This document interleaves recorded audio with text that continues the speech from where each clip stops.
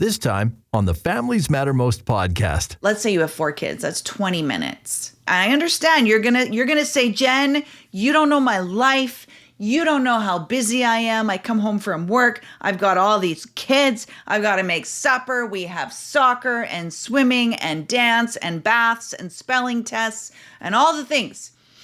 I am telling you, Jen Dean guarantee, if you find 20 minutes, 5 minutes per kid, if you can do that, you will have fewer tantrums. You will have less anger. You will have less annoying behavior that you're then having to spend time dealing with. Every time Jenn Dean speaks, I can see hope, knowledge, expertise, wisdom, and love. When Jenn Dean speaks about parenting, we make sure that we are there to listen because we know we will get valuable advice. Families Matter Most with Jenn Dean. She doesn't just give skills for us to be better parents, but she teaches us how to reach our children's hearts. And at the end of the day, that's what truly matters. On the podcast today, we're going to tackle after school. The anger, the bickering, the fighting. This is what happens after school, whether your kids are at home or they're at an after-school program, they're at daycare, they're at grandma's. This is what they do. They come home, they're kind of hungry, kind of tired, right? Kind of feeling lazy, also feeling restless. They've been sitting for hours. They kind of want to move, but also they're really bored. All of these things are happening at once, and they get this little glint in their eye. You know that look in their eye, and they start looking over at their brother, and they go over and they bump into him, and the brother gets mad, and then they go and they knock over sister's her book or whatever it is she was doing. They start picking on each other. They're picking on things. They're talking back, kind of rude. They're picking fights. And you see that look in their eye. You know it's going to go bad. It happens every day after school. Is there anything we can do about this? Yes. Yes, there is. I promise you. On the podcast today, Families Matter Most After School Angst. Angst is a real word. It's that feeling. And you can relate, right? You know that feeling after a busy, long, boring day. Let's say you're at a conference. Your brain is kind of wired, but also exhausted. It hurts. It's taken in a lot of information. Your body is lazy and tired, and yet you've hardly moved. And you feel like, I should move. I kind of want to move. I also want to lay on a couch and do nothing. That is that angst feeling. I want all of it and none of it. That feeling in the restaurant where you're so hungry, you look at the menu and you want everything and you want nothing. You can relate. You know that feeling. So let's have some empathy for our kids. They've had a full day of, at the same time, right? At the same time, having to sit and be still, follow instructions, listen to the teacher, have self-control, be on their best behavior. And yet they haven't moved. They have this energy deep down that they haven't been able to get rid of. They're kind of tired. Their brain hurts. All of these things are going on. And it can look different. Sometimes, let's say you see your child or you pick them up from school, we make it worse. We'll like barrage them with questions. How was school today? Did you have fun? What did you learn about? Did you play with Rachel at recess? What did you do in math? How was your spelling test? Did you listen to the teacher? Did you get in trouble? We ask them all these questions. And for some kids are verbal processors and they want to talk. This is actually how they process their day. They want the debrief. They want to just talk and talk and talk and talk. And usually how it ends up working, this is just Murphy's Law, I suppose. Usually those kids end up in a family where the siblings want quiet and it annoys everyone. Or you as the parent, you've also had a long day. You want your child to just be quiet, but they won't. Isn't that the way it goes? When you want them to be quiet, of course they don't. And that's annoying. It's frustrating for you. And for the siblings that can't get a word in edgewise or would really appreciate having some downtime to just be quiet, it never works. And it ends up causing issues between brothers and sisters because sister won't shut up. Let's just be honest. That's what it is. Now, for me personally, I really got an insight over this. One day, Sean and I were working together. We were doing our radio show. We also had meetings, and we had an event we were speaking at that evening. And driving home, he is more of a verbal processor, and he wanted to talk about everything. I wanted silence. I didn't want anything. I didn't want him to talk. I didn't want the radio on, which here, like, I listen to the radio a lot. I wanted no music. I wanted silence. And I was trying to find a polite way to say, shut up, leave me alone. Now, as an adult, I'm expected to have quite a bit of self-control. As a 7-year-old, as a 10-year-old, they don't have the self-control. So it's going to go really bad really fast. So some kids are verbal processors. And if you can, just nod and say, tell me more. And then what happened? What else happened? And let them talk. Or if you can tell this is not going to be good for the dynamics, the siblings, then maybe we set a timer and you say, okay, for 5 minutes, you talk. And then it's someone else's turn. And they have to practice having self-control then to be quiet and let somebody else get a word in edgewise. That may be what needs to happen. Or maybe you say, hey, when we get home, I'm going to give each of you 5 minutes of absolute. You get my 5 minutes. I'm going to look into your eyes. I want to know everything. Or if you want to just sit on a couch and snuggle or read a book or color side by side, shoulder to shoulder, that's fine too. You each get 5 minutes. But for the car ride home, we're going to have silence. We're going to have quiet. What I have done in the past when my kids were young is I've even turned the radio to static in between radio stations to get that white noise. It's relaxing. It's been proven not to affect our hearing, so you can turn it up as loud as you want to kind of drain, block out anything else. You can turn the radio to that static, and then the drive home, I feel like it's a little bit easier to decompress. And it's almost like a signal to everyone, we're not going to talk right now. We're just going to focus on taking some deep breaths. And it's not because I don't want to spend time with you. It's not because I don't want to talk to you. I do want to know all about your day, but now is a time. Just take some deep breaths. Now is a time. I also recommend in the car, or when you first see them, is a really great time to have the snack. Now, I know lots of parents have the rule, no snacks in the car. I'm going to challenge that. I'm going to say, I will even give my guarantee, the Jenn Dean guarantee, that if you give your kids a crunchy snack in the car, when you first see them, you bring it with you to pick them up, and they're, eating carrot sticks or pretzels or peanuts, something crunchy, it helps to activate that rest and relax part of their brain, their parasympathetic nervous system.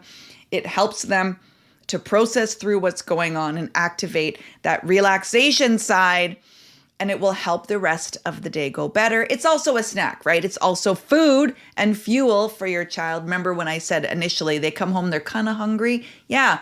Give them something crunchy to chew on, and that's been proven to help activate that good part, that rest and relaxation part of our brain. It's a good thing. So then guess what? They're chewing.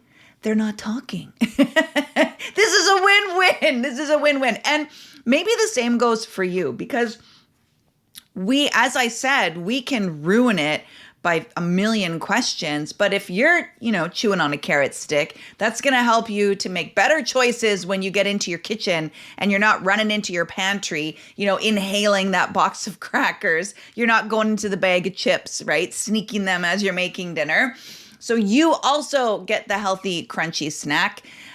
In the car ride on the way home, you're not then asking a million questions. So the static is a really great tool to tell everyone, yourself included, this is a quiet time.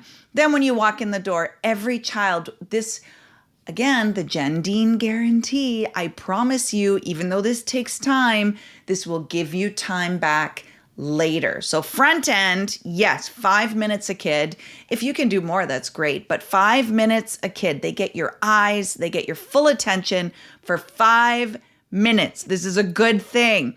You ask them, And how was your day? What is something awesome? What would you like? Do you want to just sit and talk? Do you want to play together? Do you want to snuggle on their bed? Maybe they need, something that's really good for kids is like a big bear hug squeeze. It's really good for their nervous system. Maybe they want to go for a quick little walk around the block or even in the yard. Maybe they want to sit outside. Whatever it is, 5 minutes of your full attention. And here's the thing. Some kids love the questions, other kids don't. What I want you to do is give them your eyes, and I want your face, your eyes, to show delight. I'm so happy that I get to spend this 5 minutes with you. I am delighted to see you. I've missed you all day. I don't care what's going on in their world or your world. I want them to see love. I want them to see connection and delight, that you love who they are. Sure, maybe they're in trouble. Maybe there's some behaviors we're going to work on, but you love who they are. You love them, and you will always love them. And that might mean for 5 minutes, we're going to pause. Yes, you are in some trouble. I got a note from the teacher, or because of what you said to your sister in the car, or whatever that is, we're going to deal with that. But for these 5 minutes, I just want to pause that, and I want to look into your eyes, and I want to tell you, I love you. I will always love you. Nothing you can do will change that ever. Nothing. I will always love you, and I will help you through anything. No matter what. There is nothing you can't tell me. I can handle anything. I am big enough. I am strong enough. I can take it. So just show them that delight, that love, that confidence that yes, no matter what it is, you will work through it with them, that you can handle it, that they are not alone. You would be shocked to know how many kids don't feel like you can handle it. If you say things like, I don't know what I would do. I would lose my mind if you say those kinds of things. Our kids internalize that, and they need to know that you are big enough, strong enough, that you can handle it. No matter how much trouble they get into, you are confident that they are a good person, that you will get them through, that you will help them to learn whatever they need to learn. Usually it's self-control, I might add, and it will be okay. That's what they need to know. 5 minutes. I promise you. Even let's say you have 4 kids, that's 20 minutes. 20 minutes. And I understand you're gonna say, Jen, you don't know my life. You don't know how busy I am. I come home from work. I've got all these kids. I've got to make supper. We have soccer and swimming and dance and baths and spelling tests and all the things.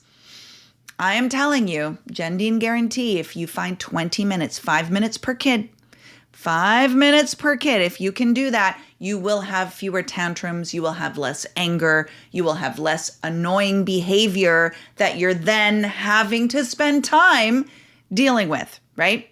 This all takes time. You choose the time.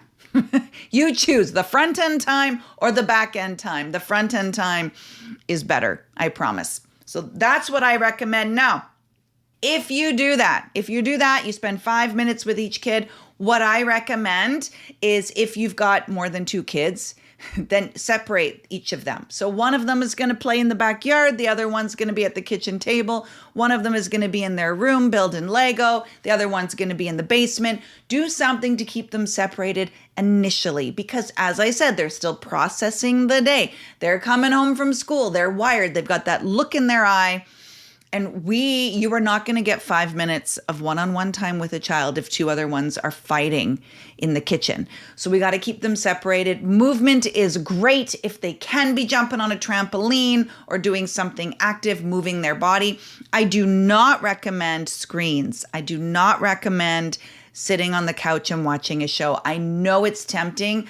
I understand, even myself, that temptation to want to come home and plop myself down and just stare at a wall. I get it. I want to stare at my phone. I want to just do the death scroll. I get it. It is not good for their brains. It's not good for our brain. So coming home, 5 minutes per child, separate each of them. No screens initially. And then everyone gets their 5 minutes. They get their time alone. I promise you after that, and this only needs to take 4 kids 20 minutes. After that, they can hang out. They'll be better. You will see that glint in their eye is gone. If it comes back, you're just gonna pull that one aside and give them a job. Hey, can you run downstairs and grab this thing for me? Hey, can you go out to the garage? Like, make it up. Can you go to the garage and look for a scrap of 2x4? You literally are just making something up. Hey, can you take the dog for a walk? Hey, can you come and help me with this? You are just going to distract. It's that glint in their eye. I promise you, screens make it worse, even though it gives you a break to make dinner. If you don't do these things first, do these other things first, then I get it. You want to make dinner and you want some peace and quiet. Then, okay, now we can watch some TV. So for the first half hour, we're going to separate. I get 5 minutes per kid. You're going to do your own thing. If you implement family work, a chore system, I highly recommend when they first come home is a great time to do it because it gets them moving. They're moving their body and they're doing it separately. So this is a win-win. They're helping out around the house. They're learning responsibility. They're learning diligence. They're learning self-control. They're doing all of those things physically. So it's helping to reduce that angst that's going on. They're not in front of a screen. They're separate. It's a win-win. This is an absolute win-win if you incorporate chores and family work. And maybe I'll do another podcast on the best ways to get started with that. Let me know if that's something you'd be interested in. And then after that, yeah, let's sit and watch a show. Or kids are going to sit and watch a show. I'm going to make dinner. And you'll have peace and quiet. This is a win-win. So this is how I recommend you start your time back together, whether it's after school, after daycare, after work, whatever that is. This is what I recommend. As you're eating dinner, I suggest you eat dinner at the kitchen table. Just make that a non-negotiable. If you sometimes eat dinner in front of the TV and sometimes eat dinner in front of at the kitchen table, it's going to go bad. The kids are going to ask for it all the time. Everyone's going to whine and complain. I would say, unless it's a special event like Friday movie night or something, if the default is kitchen table, it won't be an issue. So I suggest that it is a non-negotiable. Everyone comes and sits at the table, whether you're hungry or not, whether you're eating or not. We are going to sit at the table. And that is when you ask everyone, how was your day? It will go better at that point. A lot of families do something called high-low buffalo. I don't know why it's called the buffalo part, but high-low is something that like what was a high point of their day and what was a low point of their day. I think the buffalo means like random. And then what's just some weird random thing of your day? High-low buffalo. That kind of fits, you know? That tracks. Buffalo, why? Okay. A high point, a low point, and a completely random, strange fact, interesting thing. What are you thinking about? What happened today? High-low buffalo is fantastic. I love it for so many reasons. I think that is a better time to do it. I love that we are encouraging people to talk about the good things and the hard things. I love that it is teaching kids one at a time, that we're going to all get a turn to share. And I love that parents are sharing too. That we're not perfect. We struggle. We have hard days. And I think that's awesome. So this is my recommendation. If you do these things, you will reduce after-school anger, that angst, the fighting, the like, oh, I'm losing it, that glint in the eye. It will help you to feel like you are balancing that. I'm connecting with my kids. I'm reaching their hearts. I'm not so frustrated personally. And yet, I still get my things done. I still can have a break. I still feel like I'm connecting and reaching their hearts. Let me know, implement these things. Let me know how it's going, what was easiest, what was hardest, and how I can help you next. There you go. After school has just gotten easier. Thanks for listening to the Families Matter Most podcast with Jenn Dean. Book a free strategy call today and get the tools and tips you need to be a more calm and confident parent. For more podcasts, online courses, or just to get more information, visit familiesmattermost.com.